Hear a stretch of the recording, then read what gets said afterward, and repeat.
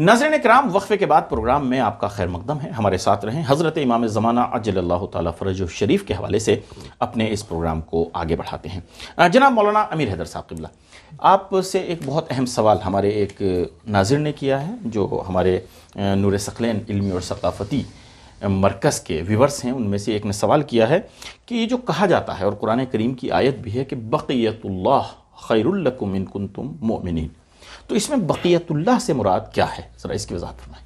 औज़ु बिल्लाहि मिनश्शैतानिर्रजीम, बिस्मिल्लाहिर रहमानिर रहीम। बड़ा अहम सवाल है।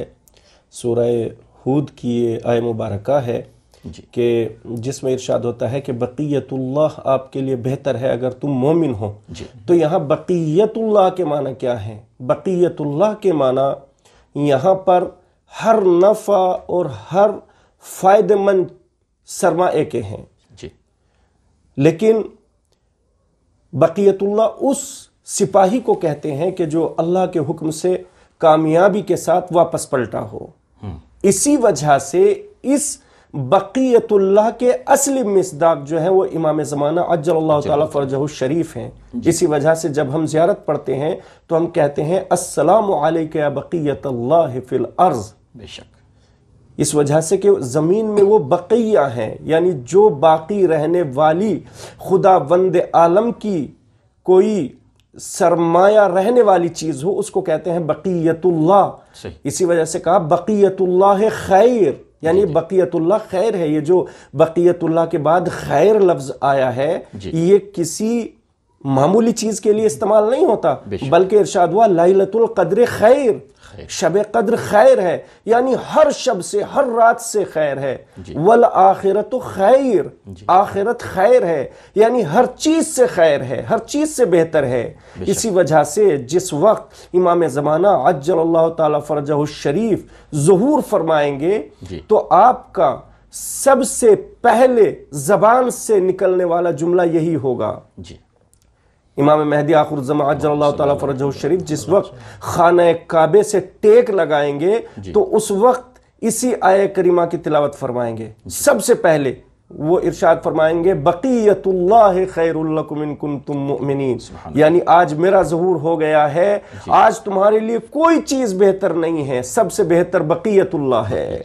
इमाम फरमाएंगे अना बक़ियतुल्लाह व हुज्जतुहु व खलीफतुहु अलैकुम फला युसल्लिमु अलैहि मुस्लिमुन इल्ला क़ाल अस्सलामु अलैका या बक़ियतुल्लाह फ़ी अर्ज़े। उस वक्त इमाम फरमाएंगे कि देखो आज मैं बक़ियतुल्लाह हूँ, मैं हुज्जतुल्लाह हूँ, मैं खलीफतुल्लाह हूँ। और जब सारी दुनिया के लोग इमाम से ये जुमला सुनेंगे तो फिर इमाम को सलाम करेंगे। और सलाम क्या कहकर करेंगे? सिर्फ यही सलाम करेंगे अस्सलामु अलैका या बक़ियतुल्लाह फ़ी अर्ज़े। ए बक़ियतुल्लाह, आप पर सलाम हो कि आप ज़मीन में बक़ियतुल्लाह थे और अब हैं और ज़हूर फरमा गए हैं। और ये बक़ियतुल्लाह वो बक़ियतुल्लाह है कि जिस वक्त आप ज़हूर फरमाएंगे और सब सलाम पेश कर चुके होंगे तो उस वक्त खुदावंद आलम कि अक्सर कमालात और अक़दार और अर्जिशें इमाम से ज़ाहिर होंगी। और वो ये ज़ाहिर होंगी कि तमाम की तमाम कायनात के ऊपर, तमाम दुनिया के ऊपर, यानी मशरिक से लेकर मगरिब तक आपकी हुकूमत होगी। यानी किसी एक मुल्क पर नहीं होगी, सिर्फ इंडिया पे हो जाए या अमेरिका पे हो जाए, नहीं, पूरी दुनिया में मशरिक से लेकर मगरिब तक हर एक गोशे गोशे और खित्ते खित्ते पर आपकी हुकूमत होगी। ये आपकी हुकूमत का एक जलवा होगा। इसी वजह से इमाम का पहचानना बहुत ज़रूरी है। इस वजह से कि जब इमाम फरमाएंगे कि मैं बक़ियतुल्लाह हूँ तो उस वक्त सबके जहनों में ये बात होनी चाहिए, पूरी दुनिया के लोगों के जहनों में ये बात होनी चाहिए कि ये कोई मामूली आवाज़ नहीं है, बल्कि ये उसी की आवाज़ है कि जो हमारे ज़माने का इमाम है, जिसको पहचानना हमारे लिए ज़रूरी था। तो इसी वजह से इरशाद होता है यौम नदउ कुल्ला उनासिम बि इमामिहिम, एक दिन वो आएगा कि जब हम हर इंसान को उसके इमाम के साथ बुलाएंगे। ये नहीं कहा गया कि मसलन यानी हर गिरोह को, यानी हर इंसान को ہر گروہ کو بھی اگر کہا جائے ہر گروہ کو اس کے امام کے ساتھ بلائیں گے تو اب انسان کو اور ہر گروہ کو یہ پہچاننا ضروری ہے کہ ہمارا امام کون ہے. اس وجہ سے کہ امام دو طرح کے ہیں قرآن میں. ایک طرف خداوند عالم کہہ رہا ہے کہ ہم نے ایسے ائمہ مقرر کیے ہیں یہدون بامرنا کہ جو ہمارے امر کی طرف ہدایت کرتے ہیں, اور دوسرے ہم نے ان اماموں کو بھی مقرر کیا ہے کہ جو یہدون الی النار یدعون الی النار کہ جو جہنم کی طرف دعوت دیتے ہیں. کہیں ایسا نہ ہو کہ اس زمانے میں کہ جب امام کہیں کہ میں بقیت اللہ ہوں تو لوگ دجال کی طرف چلے جائیں یا ان لوگوں کی طرف چلے جائیں کہ جن سے امام کی جنگ ہوگی. نہیں, اس وقت پہچاننا ضروری ہے کہ جو یہ بقیت اللہ کی آواز بلند کر رہا ہے یہی ہمارا امام ہے, تاکہ ہم انہی کے ساتھ محشور ہوں اور انہی کے ساتھ پوری کائنات پر حکومت قائم کرنے میں, عدل و انصاف برقرار کرنے میں ان کا ساتھ دیں. اسی وجہ سے ساری دنیا میں امام زمانہ کے ماننے والوں کا یہ شرف ہے کہ ان کی ہر حرکت اور ان کا ہر کام اور ان کا ہر مرحلہ عدل و انصاف کے لیے ہے اور ہونا چاہیے. کیوں؟ اس وجہ سے کہ یہ گروہ کے جو امام کو ماننے والا ہے یہ اس کی تیاری کر رہا ہے کہ جو امام ساری دنیا میں عدل و انصاف قائم کرے. جزاک اللہ, بہت شکریہ. انشاءاللہ کے ساتھ اگر اسی میں واقعاً زبردست بیان اور بہت بہترین باتیں ناظرین کے لیے. حقیقت میں آپ اس آیت کو آخر اس زاویے سے بھی سوچنا چاہیے کہ امام جب آئیں گے تو اس آیت کی تلاوت ہی کیوں کریں گے؟ صحیح. اس آیت میں ہے کیا بقیت اللہ؟ جب آپ قرآن مجید کے سیاق و سباق کو دیکھیں گے تو وہاں پر جو ہے بتلایا گیا کہ بقیت اللہ کہتے کسے ہیں. علامہ طباطبائی نے بھی اور دوسرے علماء نے بھی اس بات کا تذکرہ کیا. بقیہ مطلب کیا ہے؟ یعنی وہ ربح, وہ فائدہ کہ جو آپ نے مال لگا کے اس کے بعد جو فائدہ حاصل کیا اسے کہتے ہیں بقیہ. بے شک, اسے کہتے ہیں بقیہ. تو یعنی اسلام کا جتنا بھی دار و مدار, اسلام کا جتنا بھی سرمایہ ہے, اس کا بقیہ اگر کوئی ہے سبحان اللہ, تو وہ امام زمان. بے شک.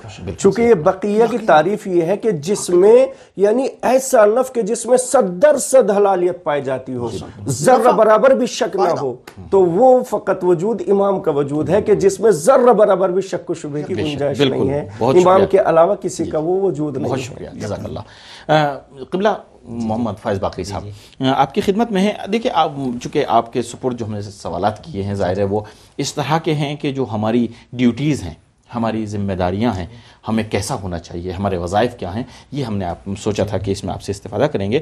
تو ہم آپ سے جاننا چاہیں گے کہ جو حقیقی منتظر ہے, یعنی ہم کہتے تو سب ہیں کہ ہم منتظر ہیں امام کے, لیکن جو حقیقی منتظر ہے اس کو کیسا ہونا چاہیے, مختصر طور پر آپ اس کو واضح فرمائیں. آج یہ بہت اہم سوال آپ کا ہے, کیونکہ ہم عصر غیبت میں زندگی گزار رہے ہیں اور امام زمانہ اجل اللہ تعالیٰ فرجہ شریف کا ہم انتظار کر رہے ہیں. تو ضروری ہے کہ اپنی ذمہ داریوں کو ہم زیادہ سے زیادہ سمجھیں. ہم نے چند ذمہ داریوں کی طرف اشارہ کیا, اور دوسری ذمہ داری سب سے اہم جو ہم پر آتی ہے وہ عملی ذمہ داری ہے. یعنی سوچ اور فکر اور عقیدے کے علاوہ ہمارا عمل کیسا ہو کہ ہم امام کے چاہنے والے کہلائیں. تو اگر آپ دیکھیں تو میں چاہتا ہوں کہ امام صادق علیہ السلام کی ایک حدیث ہے. امام صادق علیہ السلام فرماتے ہیں کہ من سر ان یکون من اصحاب القائم فلینتظر ولیعمل بالورع ومحاسن الاخلاق. سبحان اللہ. امام فرماتے ہیں کہ اگر تم یہ پسند کرتے ہو کہ امام زمانہ کے اصحاب میں تمہارا شمار ہو, امام زمانہ کے سپاہیوں میں تمہارا شمار ہو, امام زمانہ کے ساتھیوں میں تمہارا شمار ہو, تو تم پہ کیا ضروری ہو کہ امام کا انتظار کرو. تو پہلی صفت ایک منتظر کی کیا ہے, اس کا انتظار صحیح اور حقیقی انتظار ہو. امام اس میں کہہ رہے ہیں, ابھی سوالات اگر موقع آیا تو انتظار کی توضیح بعد میں کریں گے. یعنی ایک ایسا امام کا چاہنے والا ہو کہ جس کو امام کہہ سکیں کہ یہ ہمارا منتظر ہے. اور اس کے بننے کے لیے امام جو صفات بیان کر رہے ہیں, پہلی صفت کیا ہے کہ انسان پرہیزگار بنے, ولیعمل بالورع. بالکل, یعنی انسان اگر ایک سچا منتظر ہے تو وہ ایک دنیا پرست ہو کے دنیا کے اب مثلا برے اخلاق رکھ کے امام کا ساتھی نہیں بن سکتا. حضرت امیر علیہ الصلوۃ والسلام کا نہج البلاغہ میں بڑا اہم جملہ ہے. وہ امام فرماتے ہیں کہ اعینونی تم میری مدد کرو تقوی کے ذریعے سے، اور مثلاً ورع اور یعنی کوشش اور تقوی، دو چیزیں بتائیے وہاں پہ. خود قرآن میں بھی یہ دیکھیے کہ من یتق اللہ، مثلا تقوی کے فائدہ فقط یہ نہیں کہ انسان کا اخلاق اچھا ہوتا ہے یا وہ ہوتا ہے، بلکہ مادی اور مانوی بہت آثار اس کے تقوی کے. قرآن میں سورہ طلاق کی ایک آیت ہے کہ من یتق اللہ، اگر کوئی تقوی اختیار کرے یجعل لہ مخرجا، اللہ اس کے تمام راستے کھول دیتا ہے. وَمَن يَتَّقِ اللَّهَ يَجْعَلْ لَهُ مَخْرَجًا وَيَرْزُقْهُ مِنْ حَيْثُ لَا يَحْتَسِبُ. اگر انسان رزق چاہتا ہے تو برے راستوں تک جانے کی ضرورت نہیں ہے، ایک اچھا راستہ جو اللہ نے رزق کا رکھا ہے وہ کیا، خود تقوی انسان اختیار کرے. بہرحال تقوی امام فرما رہے ہیں کہ وہ محاسن الاخلاق، چونکہ پیغمبر خود فرماتے ہیں لقد بعثت لأتمم مکارم الاخلاق. تو یہاں امام کہہ رہے ہیں کہ اگر ایک ہمارا منتظر ہے تو اس کے اخلاق کو ایسا ہونا چاہیے جیسا کہ اگر شہر میں کوئی جائے پوچھے یہ کون ہے، یہ امام کا شیعہ ہے، تو اس شہر میں اس کے خاص یعنی اس کی کیفیت ہو، خاص خصوصیت ہو، یعنی وہ اس طرح سے نہ پہچانا جائے کہ یہ فراڈی ہے، خراب ہے، دھوکہ دیتا ہے. بلکہ اگر امام کا سچا سپاہی بننا ہے تو ہم ایک اچھا سپاہی اسی وقت بن سکتے ہیں کہ جب امام کی صفات ہم میں پائے جائیں. ہمارے یہاں تو یہ کہا جاتا ہے کہ بدنام اگر ہوں گے تو کیا نام نہ ہوگا. کتنی غلط بات ہے. امام یہ کہتے ہیں کہ تمہاری پہچان ہونی چاہیے اچھے اخلاق سے. اور امام جعفر صادق علیہ السلام نے جو فرمایا تھا کہ جب تمہیں دنیا دیکھے تو کہے رحم اللہ جعفرہ، کہ خدا جعفر صادق پر رحمت نازل کرے کہ ایسے افراد انہوں نے تربیت کی ہیں. بالکل جی.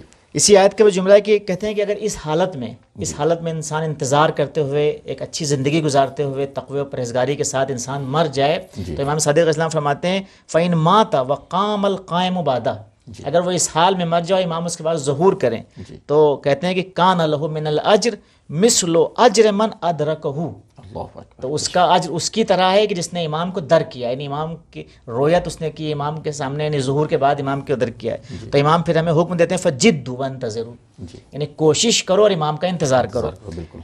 پھر اسی طرح سے ہم دیکھتے ہیں کہ ایک حدیث ہے جس کو امام نے فرمایا، امام زمانہ نے شیخ مفید کو جو مرقومہ لکھا تھا اس میں ہم دیکھتے ہیں اس جملے کو کہ وَلَوْ أَنَّ أَشْيَاعَنَا وَفَّقَهُمُ اللَّهُ لِلطَّاعَةِ عَلَى اجتماع من القلوب في الوفاء بالعهد إليهم لما تأخر عنهم اليمن بلقائنا. امام فرماتے ہیں کہ اگر ہمارے تمام شیعہ ہماری محبت کا دعویٰ کرنے والے اگر ہمارے اس عہد کے وفا کرنے پر، جو عہد ان سے لیا گیا ہے اس کے پورا کرنے پر اگر ایک قلوب ان کے مجتمع ہوتے تو ہمارے ظہور میں، ہماری ملاقات میں ان کو تاخیر نہ ہوتی. تو ایک اہم دوسرا جو نقطہ اس حدیث سے ملتا ہے وہ کیا ہے کہ اپنے اخلاق کو اچھا کرنے کے ساتھ ساتھ ہمارا آپسی اتحاد بہت زیادہ اور اجتماعی اتحاد کی ضرورت ہے. یعنی اجتماعی حرکت جو ہے وہ بہت. اور امام نے بلکہ یہ بھی کہا ہے، یعنی یہ شاید کسی عالم سے شاید خواب میں ہے، امام نے کہا جتنی ایک پیاسے کو پانی کی تڑپ ہوتی ہے، اگر اتنی تڑپ اور اتنی شدت تمہارے انتظار میں پائی جائے اور ہم سے ملنے کے تم اتنے مشتاق ہوتے تو اب تک ہمارا ظہور ہو چکا ہوتا. یعنی ہم واقعا زبانی دعوے کرتے ہیں، عملی طور پر کتنا اس ظہور کے لیے اور اس قیام کے لیے تیاری کر رہے ہیں یہ تو امام جانتے ہیں یا خدا جانتا ہے. جی یعنی واقعی کہنے کا مقصد اس احادیث سے پتہ چلتا ہے کہ ایک شیعہ کو کیسا ہونا چاہیے. یا اسی طرح ہم دیکھتے ہیں کہ اگر ہماری جو وظائف و ذمہ داریاں ہیں عملی، خود امام کے لیے گریہ کرنا، یعنی اگر امام کو چاہتے ہیں تو ہمارا دل کتنا تڑپتا ہے. ہم کتنے جمعہ میں دعائے ندبہ پڑھتے ہیں امام کے لیے، کتنی بار دعائے افتتاح پڑھتے ہیں، کتنی بار امام کے لیے ہم حتیٰ مثلا تڑپتے ہیں. تو امام کے لیے واقعاً ایک تڑپنا، گریہ کرنا، دعا کرنا، یاد کرنا امام کو یاد کرنا خود ہم کتنا یاد کرتے ہیں، کتنا یاد کرتے ہیں، حتیٰ ہم تیاری کتنی کر رہے ہیں امام کے لیے. زندگی کے یعنی اصول میں آپ اپنی زندگی کے روٹین میں اسے داخل کریں. اچھا ایک بہت اہم، معاف کیجیے گا میں یہاں پہ بہت اہم چیز ہے یہ، بس میں یہ عرض کروں، ایک نقطہ میرے ذہن میں آ گیا. ایک بڑی عظیم شخصیت ہماری مشہد میں تھی، آیت اللہ میلانی، مرجع وقت تھے. ان کی زندگی میں ہمیں ملتا ہے کہ خاص عقیدت رکھتے تھے وہ امام زمانہ عجل اللہ تعالیٰ فرجہ شریف سے. ان کا جو کمرہ تھا جس میں آیت اللہ میلانی بیٹھتے تھے تو اس میں انہوں نے اپنے سر کے اوپر امام زمانہ کا نام جو ہے وہ رقم کروایا تھا، اور ہر وقت امام کی یاد میں رہتے تھے. ان کے بارے میں یہ ملتا ہے کہ خود جو ہمیں بھی کرنا چاہیے کہ ہر وقت ہمیں امام کی یاد میں رہنا چاہیے. اور پھر انہوں نے اس نام کے نیچے ایک شعر لکھوایا تھا. شعر یہ تھا کہ بالائے سرم نام ترا نقش نمودم، بالائے سرم نام ترا نقش نمودم، یعنی کہ سرم باد بے فدائے قدم تو، سبحان اللہ سبحان اللہ سبحان اللہ، کہ میں نے اس لیے اپنے سر کے اوپر آپ کا نام لکھوایا ہے کہ میرے سر آپ کے قدموں پر قربان ہو جائے. یعنی اگر آپ ظاہر ہوتے تو ہم اپنا سر آپ کے قدموں پر قربان کر دیتے. اب جب آپ نہیں ہیں تو یہ نام ہمارے لیے آپ کی ذات کی حیثیت رکھتا ہے. اچھا ایک نقطہ اور، چونکہ مجھے بھی اجازت ہے یہاں پہ، کچھ افراد آتے ہیں آیت اللہ میلانی کے پاس اور آنے کے بعد یہ یاد کی جو آپ نے بات کہی تھی، آنے کے بعد وہ کہتے ہیں کہ قبلہ کچھ نصیحت کیجیے، ہمیں موعظہ کیجیے. چونکہ جب جوان علماء سے ملتے ہیں تو وہ کہتے ہیں قبلہ کچھ نصیحت کیجیے. تو آیت اللہ میلانی فرماتے ہیں کہ ایک دن میں کتنے گھنٹے ہوتے ہیں؟ انہوں نے کہا 24 گھنٹے ہوتے ہیں. آیت اللہ میلانی نے کہا کہ اگر ان کو ڈیوائیڈ کیا جائے، منٹوں میں تقسیم کیا جائے تو کتنے ہوں گے؟ ایک جوان نے کہا کہ 1440 1440، ٹھیک ہے، 1440 منٹ بن جائیں گے. آیت اللہ میلانی فرماتے ہیں کہ 1435 منٹ تمہارے، 1435 منٹ تمہارے، تم اپنی زندگی کے لیے جو بھی کرنا ہے کرو، لیکن روزانہ کم سے کم 5 منٹ اپنے زمانے کے امام کی یاد کے لیے مخصوص کر دو. اس میں امام کو یاد کرو، امام کے لیے دعا کرو، امام کے لیے جو عمل کر سکتے ہو کم سے کم اس 5 منٹ میں کرو. یہ تو 5 منٹ انہوں نے کہا، ورنہ ہمیں ہر وقت جو ہے وہ امام کو یاد کرنا چاہیے. یقیناً. خیر، یہ آپ نے ذمہ داری کے حوالے سے تذکرہ کیا تھا. دو بہت اہم ذمہ داریاں ہیں کہ اس کو توضیح دینا بہت ضروری ہے. ایک ذمہ داری عملی جو ہماری ہے وہ یہ ہے کہ معارف اہل بیت کو رائج کرنا دنیا میں. بے شک، بالکل. یعنی آج جو بشریت کو اگر سعادت کی ضرورت ہے تو معارف اہل بیت ہی بشریت کی سعادت بن سکتے ہیں یعنی اس دنیا میں. تو اسی لیے ہم دیکھتے ہیں کہ امام رضا علیہ السلام فرماتے ہیں کہ رحم اللہ عمران احیا امرنا، کہ جو ہمارے امر کو زندہ کرے خدا اس پر رحمت نازل کرے. پوچھا گیا کہ کیف یحیی امرکم، مولا آپ کے امر کو کیسا زندہ کرنا ہے؟ تو مولا نے فرمایا تھا کہ یتعلم علومنا ویعلمها الناس، کہ ہمارے علوم کو سیکھے اور اسے لوگوں کو سکھائے. تو بہرحال ایک اہم ذمہ داری جو اس عصر غیبت میں ہماری ہے وہ علوم اہل بیت کو دنیا میں رائج کرنا ہے. اور ایک آخری ذمہ داری بہت اہم ہے کہ امام کے نائب اور امام کے جو نمائندے ہیں عصر غیبت میں، وہ دو غیبت، چونکہ غیبت کے دو ہیں، ایک غیبت کبریٰ ہے، ایک غیبت کبریٰ ہے. غیبت صغریٰ میں خاص طور پہ امام نے اپنے نائبین کو معین وہ نواب اربعہ تھے، ہاں، عثمان بن سعید اور محمد بن عثمان، پھر ان کے بیٹے، پھر حسین بن روح نوبختی، اور پھر آخر میں علی بن محمد سمری. لیکن جو غیبت کبریٰ کا دور ہے اس میں بھی امام نے اپنے نمائندے چنے اور کچھ صفات بتائیں. وہ کون ہیں؟ وہ عادل اور متقی اور پرہیزگار فقہاء ہیں، مراجع کرام. امام کی حدیث ہے کہ ایک توقیع ہے، امام فرماتے ہیں کہ اما الحوادث الواقعۃ فرجعوا فیہا الی رواۃ احادیثنا فانہم حجتی علیکم وانا حجت اللہ. یعنی جو تمہارے مسائل آئیں، جو نئے نئے جدید واقعات و مسائل پیش آئیں، اس میں ہمارے احادیث کو نقل کرنا ہے. روایت سے مراد خالی روایت سے مراد نقل کرنے والے نہیں، جو روایت کو سمجھتے ہوں. چونکہ نقل روایت سے مراد یہ ہے کہ جو روایت کو سمجھتے ہیں، یعنی فقہا، یعنی فقہا کی جانب رجوع کرو. کیوں؟ چونکہ یہ ہماری حجت ہے تم پر اور میں اللہ کی حجت ہوں. یا اسی طرح ہم دیکھتے ہیں کہ امام فرماتے ہیں ایک جگہ کی فَأَمَّا مَنْ كَانَ مِنَ الْفُقَهَاءِ صَائِنًا لِنَفْسِهِ حافظاً لدینہ مخالفاً علی ہوا مطیعاً لامر مولا فللعوام ان یقلدوا. یعنی امام نے 4 صفات یہاں فقہا کے بیان کیے ہیں کہ بعض فقہا، سب سے پہلی صفت بھی تقوی ہے، جو اپنے منتظرین سے چاہا ہے، جو شیعوں سے چاہا ہے، اسی طرح سے جو اپنے نائب امام بنا رہے ہیں تو اس کی پہلی صفت کیا ہے؟ با تقوی، یعنی متقی و پرہیزگار فقیہ ہو. دوسری صفت امام نے کیا بیان کی ہے کہ دین کی حفاظت کرنے کا جذبہ ہو، اپنے مان و منال، اپنے مقام و منصب کے چکر میں نہ ہو، بلکہ دین کی حفاظت اس کی ذمہ داری، اس کا ذمہ داری ہو. اور مخالفاً علی ہوا، اپنی نفسانی خواہشات کی مخالفت کر رہا ہو اور مولا کے امر کا مطیع ہو. تو ایسے فقہا کی اطاعت کرنا، تقلید کرنا ہم تمام شیعوں کا وظیفہ ہے. تو ایک اہم ذمہ داری جو عصر غیبت میں ہم پہ عائد ہوتی ہے وہ مراجع کرام کی اطاعت کرنا ہے، کیونکہ ان کی اطاعت امام کی اطاعت ہے. بہت شکریہ، جزاک اللہ. خداوند متعال صحت و سلامتی عطا فرمائے. قبلہ میرا جلی عارفی صاحب آپ کی خدمت میں ہیں. آپ سے یہ جاننا چاہیں گے کہ یہ بھی ایک سوال ہمارے ایک ناظر نے کیا ہے کہ جو زمانے غیبت ہے جس میں ہم اس وقت زندگی گزار رہے ہیں، جس کو غیبت کبریٰ کہا جاتا ہے، اس میں جو انسانوں کی حالت ہوگی، کیا اس کے حوالے سے کچھ آیات اور روایات میں، کچھ کلام معصومین میں وارد ہوا ہے کہ کیا حالت ہوگی اس زمانے میں انسانوں کی؟ یقیناً بہت بہترین اور عمدہ. حقیقت میں ایسے سوال کی ضرورت ہے اور یہی جو ہے لوگوں کی جانب سے آ رہے ہیں. ماشاءاللہ بہت عمدہ سوالات ہیں. لیکن غیبت، خود غیبت، یہ ایک ایسا جملہ ہے کہ اسے ہم فقط اور فقط امام زمانہ سے جوڑ کر نہ دیکھیں، بلکہ ہم اگر آیات اور روایات کی طرف جائیں گے، روایات میں خصوصاً جی اس غیبت کی تیاری ہے. بے شک. یعنی کوئی معصوم ایسا نہیں ہے ہمارے پاس، جی رسول اسلام سے لے کے اور امام زمان عجل اللہ تعالیٰ فرجہ الشریف تک جی کوئی امام ایسا نہیں ہے جس نے غیبت کے بارے میں کچھ کہا نہ ہو. بے شک. آخر کیوں؟ ابھی تو امام ہے نہیں، موجود نہیں ہے، بالکل. ابھی ولادت نہیں ہوئی ہے، صحیح. ابھی ایک زمانہ ہے، لیکن ابتدا سے ہر ایک امام زمانہ کی طرف توجہ دلا رہا ہے. جی ہر ایک امام زمانہ کی طرف جو ہے آگاہی فراہم کر رہا ہے. کیوں؟ آخر یہی وجہ ہے کہ جناب علی، کیونکہ غیبت ایک ایسی حالت ہوگی جی کہ جس میں اپنے بھی پرائے بن سکتے ہیں، بالکل صحیح فرمایا. اپنے بھی پرائے جائیں. اور اسی لیے احادیث میں لفظ لَيَغَرْبَلَنْ جی کہ انہیں پچھوڑا جائے گا، انہیں چھانا جائے گا، چھانا جائے گا، پھٹکا جائے گا. ہمارے یہاں کہتے ہیں نا اس کو. بالکل. جی جی یعنی بہت مرتبہ امتحان ہوں گے، بہت مراحل سے گزرنا ہوگا. جیسے آپ اناج کو دیکھتے ہیں کہ اناج کو پیسنے کے لیے اس کے کچھ مراحل ہوتے ہیں، تیار کیے جاتے ہیں، دھویا جاتا ہے، پھٹکا جاتا ہے، چھانا جاتا ہے. اسی طریقے سے غیبت میں مومنین یا لوگوں کو چھانا جائے گا. یعنی اس کو فارسی کے لیے ایک لفظ استعمال کرتے ہیں نا، غربال. یعنی اس طرح سے ان کو پرکھا جائے گا. جی. اور یہ نہیں حدیث میں باقاعدہ لَيَغَرْبَلَنَّ نہ قال لَيَغَرْبَلَنَّ ثُمَّ لَيَغَرْبَلَنَّ، اللہ اکبر. دوبارہ پھر. تو لہذا اس کا مطلب کیا ہے کہ ہمیں ضروری ہے بہت زیادہ تیاری کی. اس لیے کہ بعض حدیث میں مثلا مولا کائنات حضرت علی علیہ الصلوۃ والسلام، عجیب جملہ آپ نے فرمایا کہ غیبت کے زمانے میں لوگوں کی حالت یہ ہو جائے گی کہ مایوس ہو جائیں گے.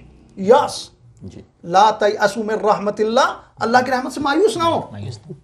لیکن غیبت کے عالم میں ایسی لوگوں کی حالت ہو جائے گی کہ لوگ مایوس ہو جائیں گے. بلکہ بعض احادیث میں یہاں تک کیا کہیں گے کہ آل محمد کی اللہ کو ضرورت نہیں ہے. اللہ اکبر. اگر ضرورت ہوتی تو بھیج دیتا. جی خاتمہ ہو چکا ہے، تمام ہو چکا ہے معاملہ.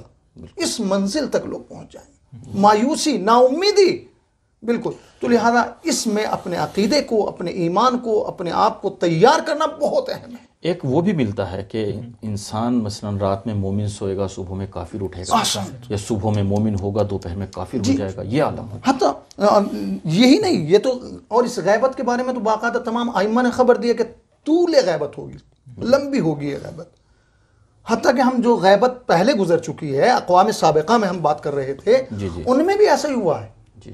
مثلا جناب یونس جس وقت قوم سے نکل کے گئے تو جوان تھے، جوانی کے عالم میں تھے، لیکن جب واپس پلٹ کے آئے تو اس وقت بوڑھے ہو چکے تھے. اور قوم کی حالت کیا ہو چکی تھی؟ وہاں پہ لکھا ہے قوم کی حالت، قوم 3 حصوں میں تقسیم ہو چکی تھی. ایک مومن تھی کہ جو انہیں دیکھ کے ایمان لے آئی کہ یہی ہیں اور واقعاً قائد ہیں، رہبر ہیں. ایک جو ہے کیا بالکل صراحتاً انکار ہے، اسے تو دیکھ رکھا تھا ہم نے، اللہ اکبر. یعنی بالکل انکار کر دے گی صحیح. اور تیسری کیا ہوگی؟ مشکوک. کبھی کہے گی کہ ہاں یہ ہے اور کبھی نہیں. یہ شک والی حالت بھی بہت خطرناک حالت ہے. تو لہذا یقینی ہمیں اپنے آپ کو بنانا ہوگا. تو لہذا مشکوک ہو جائے. قبلہ یہاں پہ میں ایک سوال کرنا چاہوں گا آپ تینوں علماء کرام سے انشاءاللہ کہ اس کا جواب دیں، چونکہ بہت ہی اہم سوال ہے اور شاید ہمارے یہ اس سلسلے کا آخری سوال ہو. وہ یہ کہ جیسے آپ نے بیان فرمایا کہ یہ عالم ہوگا غیبت کا. مولانا میں آپ کی خدمت میں عرض کروں تو ایسا کوئی آپ وہ بتائیے کہ ہم کون سا راستہ اختیار کریں. ہمارے جوان جو پروگرام دیکھ رہے ہیں، جنہوں نے سوال بھیجا ہے، اس غیبت کے زمانے میں ایسا کیا ہمارا یعنی عمل کیسا ہونا چاہیے، یا مثلا کون سا راستہ اختیار کریں کہ جس سے ہم مطمئن ہوں کہ ہمارا ایمان جو ہے اپنی جگہ محفوظ ہے. کس طرح ہم اپنے ایمان کو اس عالم میں محفوظ رکھ سکتے ہیں، اس کے حوالے سے کچھ آپ رہنمائی فرمائیے. یقیناً سب سے پہلی اس میں شرط جو ہے کہ ہم دیکھیے، ویسے تو پورے وظائف پہ گفتگو کی مولانا نے، ذمہ داریوں پہ، لیکن یعنی کچھ مختصر طور پہ ایسا بیان فرمایا کہ اگر ان چیزوں کو ہم اختیار کر لیتے ہیں تو ہم پھر مطمئن ہیں. یقیناً سب سے اہم چیز اس کے اندر جو ہم نے احادیث میں بھی دیکھا ہے اور روایات میں اس کا صراحتاً تذکرہ ہوا، سب سے پہلی چیز ہے معرفت. معرفت بے شک. اس لیے کہ جب تک کسی چیز کی معرفت نہیں ہوگی تو اس کی اہمیت معلوم نہیں ہوگی. اور معرفت ہی کی بنیاد پر اگر معرفت ہوتی ہے تو انسان تقرب حاصل کرتا ہے، صحیح، اس کے قریب ہوتا ہے، جی اس کے نزدیک ہوتا ہے. لیکن اگر معرفت نہیں ہے جی تو وہ اس کے سامنے بھی ہو تو اہمیت نہیں دیتا ہے. مثلا آپ راستہ چل رہے ہیں، ابھی آپ دیکھیں اگر آپ کو ہیرے کی اور پتھر کی جو ہے وہ شناخت نہ ہو جی کہ ہیرا کون سا ہے اور پتھر کیا ہے، جی تو آپ کے پیروں میں پڑا ہو تو آپ نہیں اٹھائیں گے. بالکل. لیکن اگر معرفت ہے آپ کو تو پہلی ہی نظر میں آپ جو ہے اس کا انتخاب کر لیں گے صحیح. اور فوراً اسے زمین سے اٹھا لیں گے جی اور کہیں گے آپ نہیں جانتے یہ کیا ہے. تو اسی طرح لازمی ہے کہ ہم امام کی معرفت حاصل کریں. جی اگر ہم امام سے تقرب چاہتے ہیں، جی اگر ہم امام سے قربت چاہتے ہیں تو لازمی ہے معرفت حاصل کرنا. تو سب سے اہم چیز. مولانا آپ کوئی اس کے بارے میں بیان فرمائیے. جی بہت اہم بات ہے یہ، اور اس کے لیے جو بنیادی چیز ہے وہ یہ ہے، ایک تو معرفت ہے، جی لیکن معرفت کے باوجود، امام کو پہچاننے کے باوجود جو پھر دوسرا مرحلہ ہے، وہ سب سے اہم مرحلہ یہ ہے کہ ہمارے جوان جتنا بھی ہو سکے اپنے آپ کو گناہوں سے بچائیں. احسنتم، جزاک اللہ. اس وجہ سے کہ اگر وہ گناہوں سے نہیں بچائیں گے اپنے آپ کو جی تو امام فرماتے ہیں ایک حدیث میں کہ جتنا بھی ہمارا چاہنے والا جی گناہ کرتا چلا جاتا ہے اتنا ہی ہمارے ظہور میں تاخیر ہوتی چلی جاتی ہے. یعنی اس کا مطلب یہ ہوا کہ ہم لاکھ دعا کرتے رہیں تاجل امام زمان کی، اگر ہم گناہ کر رہے ہیں تو امام کے ظہور کی تاخیر کا سبب خود ہم بن رہے ہیں. لہٰذا سب سے اہم چیز یہ ہے کہ اگر ہم اپنے آپ کو خالص بنانا چاہتے ہیں، ہم اپنے آپ کو گناہوں سے روکیں. یعنی واجبات اور مستحبات کو انجام دینا اتنا اہم نہیں ہے جتنا اہم اپنے آپ کو گناہوں سے روکنا ہے. دوا کھانا اتنا اہم نہیں ہے جتنا پرہیز کرنا اہم ہے. اس وجہ سے کہ اگر ہم نے پرہیز نہ کیا تو دوا کھانا بیکار ہے. اور تقوی اسی کو کہتے ہیں. جی، تقوی اپنے آپ کو محفوظ رکھنا، گناہوں سے اپنے آپ کو محفوظ رکھنا. جی لہٰذا امام ہمیں دیکھ رہے ہیں. ہر وقت انسان کو یہ سوچنا چاہیے کہ ہمارا امام جو پردہ غیب میں ہے وہ ہمیں دیکھ رہا ہے، ہم امام کی نظروں کے سامنے ہیں. جی جی جی جی جس کے لیے لفظ امام خمینی نے بڑا اچھا لفظ استعمال کیا تھا کہ محضر خدا میں ہیں. محضر خدا میں ہم ہیں. محضر خدا میں ہیں. جس طریقے سے ہم محضر خدا میں ہیں اسی طریقے سے ہم محضر امام میں ہیں. یعنی امام کے چاہنے والے کے لیے گناہ سے رکنا آسان ہے اس اعتبار سے، اس لیے کہ دنیا کا کوئی انسان یہ نہیں کہہ سکتا کہ ہمارا امام ہمیں دیکھ رہا ہے، لیکن ہمارا امام تو ہمیں ہر جگہ دیکھ رہا ہے. اور یہ میں ناظرین کے تقریب ذہن کے لیے مثال دوں، جیسے ہوتا ہے نا مثلا اگر کہیں پہ لکھا ہوا ہو کہ آپ جو ہے وہ سی سی ٹی وی کیمرے کی رینج میں ہیں تو اس کا چلنا پھرنا، اس کی حرکت جو ہے خود بخود کنٹرول ہو جاتی ہے، کیونکہ اسے یہ احساس ہے کہ مجھے کنٹرول کیا جا رہا ہے کیمرے کے ذریعے. تو اگر ہم واقعا صرف اس کے اوپر یقین رکھ لیں کہ ہم محضر خدا میں ہیں، محضر امام میں، ہمارا امام ہمیں دیکھ رہا ہے، تو اب وہ اس کا چلنا پھرنا، عمل کرنا، ساری چیزیں جو ہے سوچ سمجھ کے ہوں گی. بہت شکریہ قبلہ، آپ کی خدمت میں. میں چونکہ بہت اہم سوال ہے اس لیے میں چاہتا ہوں کہ گزشتہ امتوں کے جو حادثات اور واقعات ہوئے ہیں وہ ہمارے لیے عبرت ہے. ہم دیکھتے ہیں کہ بنی اسرائیل ایک نبی اور ایک منجی کا انتظار کر رہے تھے. سب سے پہلے انہوں نے حضرت عیسیٰ کا انکار کیا، حضرت عیسیٰ کا انتظار کر رہے تھے. پھر وہ پیغمبر اکرم صلی اللہ علیہ وسلم کی صفات کو جانتے تھے، ان کا انتظار کر رہے تھے اور ان کا انکار کیا. پھر اب وہ امام زمانہ کے منتظر ہیں چونکہ ایک مسیح اب تک ان کا نہیں آیا ہے. بہرحال تو قوم یہود کا وہ عمل ہمارے لیے ایک حجت ہے کہ کہیں ہم بھی ایسے نہ ہو جائیں. قرآن ان کے ان عمل کو پیش کر رہا ہے. سورہ بقرہ کی آیت نمبر 89 میں قرآن کہتا ہے کہ وَكَانُوا کہہ رہا ہے کہ وَلَقَدْ آتَيْنَا مُوسَى الْكِتَابَ، پوری یعنی یہاں سے آیت ہے کہ اس کے بعد کہتا ہے قرآن کہ وَلَمَّا جَاءَهُمْ كِتَابٌ مِّنْ عِندَ اللَّهِ مُصَدِّقٌ لِمَا مَعَهُمْ، کہ جب وہ قرآن جو اللہ کی کتاب تھی جو اللہ کی جانب سے ان کے نزدیک آئی اور وہ تصدیق کر رہی تھی ان تمام کتابوں کی جو ان کے ساتھ تھی. وَكَانُوا مِن قَبْلُ يَسْتَفْتِحُونَ عَلَى الَّذِينَ كَفَرُوا، اور اس سے پہلے کیا تھا کہ وہ جب کافروں کے سامنے جاتے تھے تو کیا کرتے تھے کہ دیکھو ہمارا آنے والا ہے اور وہ ایسا نبی ہوگا جو تمہارے اندر سے ہوگا، ان تمام باتوں کو بیان کرتے تھے. یعنی خود بعض یہود آ کے مکے اور اطراف مکے اور مدینے میں مستقر ہو گئے تھے تاکہ جب پیغمبر آئیں تو ہم ان کو مثلا درک کر سکیں. اس طرح سے تھا. لیکن کہتے ہیں فَلَمَّا جَاءَهُمْ مَا عَرَفُوا، لیکن جب پیغمبر آئے تو انہوں نے ان کو پہچانا نہیں. وَكَفَرُوا بِهِ، اور پیغمبر کو انہوں نے انکار کیا. پھر قرآن کہتا ہے فلعنۃ اللہ علی الکافرین. جی. تو یہ آیت پتہ چلتا ہے کہ بہت منتظر تھے, اتنا انتظار تھا کہ اپنے علاقوں کو چھوڑ کے شام کے مکے و مدینہ کے اطراف میں بس گئے تھے, اور قریش سے, کفار سے یہ کہتے تھے کہ تمہارے اندر سے ایک نبی آئے گا, لیکن جب وہ نبی آئے جس کو اپنے بیٹوں سے زیادہ پہچانتے تو انکار کر دیا. تو یہ عبرت ہمارے لیے, یہ کبھی ہم جس کا انتظار کر رہے ہیں خدا نخواستہ ایسا نہ ہو کہ ہم جس کا انتظار کر رہے ہیں اور چونکہ ہمارے اعمال جب اس کے مطابق نہیں ہوں گے, اس کے تعلیمات کے مطابق نہیں ہوں گے, تو جب وہ امام آئیں گے تو ہمیں گراں گزرے گا کہ ہم تو یہ کر رہے تھے اور امام نے آ کے یہ منع کر دیا. تو سب سے اہم نقطہ جو میں کہنا چاہ رہا ہوں اس مسئلے میں آپ کو کہ اس آیت سے, اور جو آپ کا سوال تھا بہت اہم سوال تھا, ہم عبرت حاصل کریں اور اپنے کو ایسا بنائیں کہ ایسا نہ ہو کہ کل آ کے امام ہم انکار کر دیں, کل امام ہم کو مانے نہ. تو یہ بہت بڑی عبرت ہے کہ بنی اسرائیل کی طرح ہم بھی نہ ہو جائیں, اور جب وہ امام آئے تو ہم ان کا انکار کر دیں.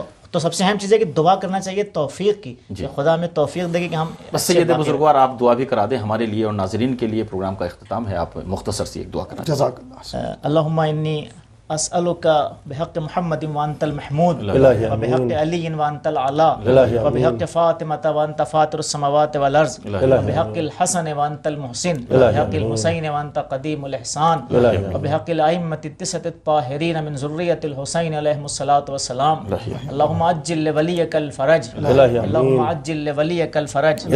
اس وقت میں ایک جملہ پڑھنا چاہتا, اللہم انا نرغب الیک فی دولت کریمت تعز بها الاسلام واہلہ وتذل بها النفاق واہلہ وتجعلنا فیها من الدعاة الى طاعتک والقادة فی سبیلک وترزقنا بها کرامت الدنیا والآخرہ.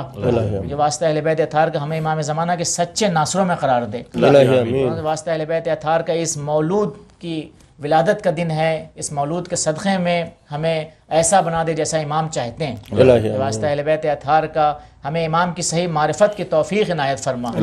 جو واسطہ اہل بیت اطہار کو ہمیں امام کے رکاب میں جس طرح سے امام چاہیں اور امام کے فرمودات اور فرمائشات کے مطابق عمل کرنے کی توفیق عنایت فرما. تو جو واسطہ اہل بیت اطہار کا امام زمانہ کو ہر طرح کے نقصانات سے محفوظ رکھ. واسطہ اہل بیت اطہار کا تمام دنیا میں جہاں جہاں بھی لوگ مظلوم ہیں اور ظالمین ان پہ ظلم کر رہے ہیں, ان ظالمین کو نیست و نابود کر دے. ربنا تقبل منا قبلہ بہت شکر گزار ہیں آپ تمام حضرات کے, واقعاً شکر گزار ہیں کہ آپ نے وقت نکالا تمام تر مصروفیات کے باوجود. ہم بھی انشاءاللہ آپ کے لیے دعا گو ہیں, آپ حضرات سے دعاؤں کی التماس ہے. فی الحال آپ حضرات سے اجازت چاہتے ہیں. بہت شکریہ. ناظرین آپ کے بھی بہت شکر گزار ہیں, پروگرام کے آخر تک آپ ہمارے ساتھ رہے. بہت ہی اہم نکات یہاں پر تھے. البتہ وقت ہمارے پروگرام کا تو کافی ہو گیا, لیکن ان سوالات کے اعتبار سے وقت میں محدودیت تھی. انشاءاللہ کوشش کریں گے اس کے بعد پھر پروگرام ہو اور اس میں آپ کے سوالات کے جوابات دیے جائیں. البتہ پروگرام کا سلسلہ اب شروع ہو چکا ہے اور یہ پہلا پروگرام تھا. اس کے بعد جیسا کہ میں نے عرض کیا انشاءاللہ مناسبات کے اعتبار سے اور مختلف طریقوں سے پروگرام آپ تک پہنچائے جائیں گے. ایک خلاصہ جو آخری سوال میں نے کیا کہ آج ہمیں ایسا کیا کرنا چاہیے کہ جو ہم مطمئن رہیں کہ ہم جو ہیں اب یعنی اس منزل پر ہیں کہ ہمارا ایمان محفوظ ہے, ورنہ زمانے غیبت میں ایمان محفوظ رکھنا یہ بہت بڑا کام ہے. تو علماء کرام کی گفتگو سے جو خلاصہ نکلتا ہے وہ میں آپ کی خدمت میں پیش کر رہا ہوں. 2 چیزیں بہت اہم ہیں. آپ کو 2 عمل انجام دینے ہیں, اس کے علاوہ کچھ انجام نہیں دینا. اگر یہ 2 کام آپ نے کیے تو آپ سمجھ لیجئے آپ کا ایمان محفوظ ہے اور آپ انشاءاللہ امام کے جانثاروں میں ہیں. اگر اس دنیا سے بھی چلے جائیں گے تب بھی امام کی مدد کے لیے آپ کو اٹھایا جائے گا, یہ روایات کہتی ہیں. وہ کون سی 2 چیزیں ہیں؟ ایک ایمان ہونا چاہیے. ایمان میں پھر ساری چیزیں آ جاتی ہیں, مثلا معرفت ہے اور اس کے تقاضے. دوسری چیزیں یہ آپ کی ذمہ داری, آپ پتہ کیجئے ایمان کن کن چیزوں پر مشتمل ہے. ایک ایمان, دوسرے عمل صالح. ایمان اور عمل صالح 2 چیزیں اگر ہم نے اختیار کر لی تو ہم انشاءاللہ ایسے ہو جائیں گے کہ جیسے ہمارے زمانے کا امام ہمیں چاہتا ہے, اور انشاءاللہ جب امام تشریف لائیں گے تو ہمیں سرخ روی حاصل ہوگی. بہت شکر گزار ہیں آپ کے, آپ سے اجازت چاہتے ہیں. اپنا خیال رکھیے گا, ہمیں دعا میں یاد رکھیے گا. خدا حافظ, فی امان اللہ. اللهم صل على محمد وآل